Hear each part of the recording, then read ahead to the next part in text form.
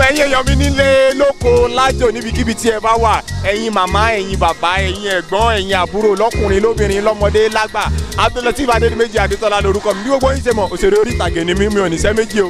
mo fẹ́ sọ fún yín wípé tẹ́ ẹ bá fẹ́ mọ̀ nípa àwa òṣèré orí ìtàgé tẹ́ ẹ fẹ́ mọ̀ nípa nǹkan tá à ń ṣe tó jẹ́ reality tí ó sì ká fígbà kan bọ̀kan nínú ń bẹ̀ ẹ jọ ẹ máa bá mi wo Bísí Ológe Show ó mọ bó ṣe ń mú wa ẹ máa wo Bísí Ológe Show.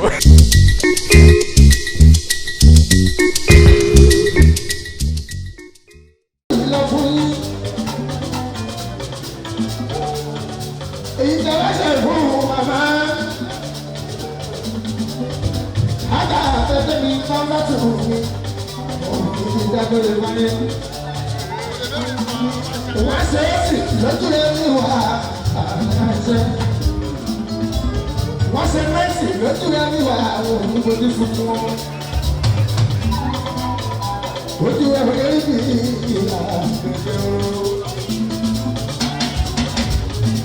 Àṣẹ fẹ́ẹ̀dì pẹ̀lú aláàbìrì ara. Àgbẹ̀gbẹ̀ ara kàmá ń bá dé sínú. Yálà ọ̀lọ́wọ́ ọ̀gbọ̀n ọ̀dọ́lẹ̀ yẹ́rẹ́ àlà